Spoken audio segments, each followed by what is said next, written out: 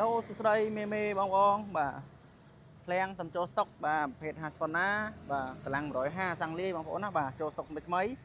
បាទកុងទ័រ 1000 គីឡូជាងទេបាទប្រភេទម៉ូតូឃ្លាំងបាទយើងនៅផ្ទះយើងមាន2គ្រឿងបងប្អូនណាបាទប្រភេទសាំងលាយ Hasfona កម្លាំង150បាទ022បាទបងដែលត្រូវការម៉ូតូស្អាតសំណុំបាទគីឡូតិចមកមើលគ្រឿងនេះបានបាទគីឡូតិចMMបាទនេះស្តុកថ្មីបាទសម្បោអីនៅ M បាទដៃជើងដុំអីកម្មអីស្អាតណាបាទអានេះកម្លាំង150បងប្អូនដែលចូលចិត្តកម្លាំងទៀបហើយជីស្រួលបាទហើយពីច្រើនណា Hasfona បាទកម្លាំង150នេះយើងស្រួលជិះបាទដៃថ្មីបងដែលគាត់តែប្រើម៉ូតូបាទអាចមកមើលគ្រឿងនេះបានណាធានាតែម៉ូតូស្អាត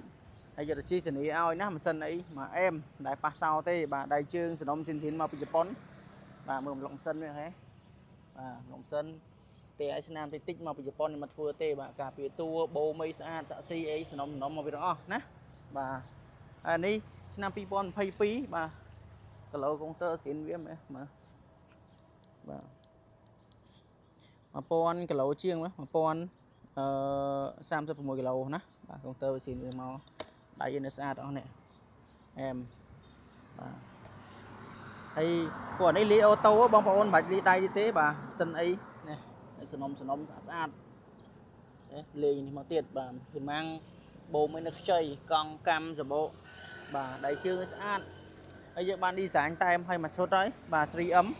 ញ្ចឹងបងយកទៅជិះប្រោយណាបាទព្រេងសិនគឺយើងបានផ្លាស់ប្ដូរថ្មីបាទចាំឲ្យស្អាតអញ្ចឹងបងប្អូនបាច់យកទៅថែមថយលុយទេបាទយកទៅជិះហើយតម្លៃក៏សមរម្យដែរណាបងត្រូវការអីអាចមកមើលបានយើងមានស្តុកបាទហើយអាចមកមើលដល់ហាងទីតាំងថ្មីយើងបាទអូខេអរគុណបងប្អូនសុខសប្បាយអ្នកគ្នា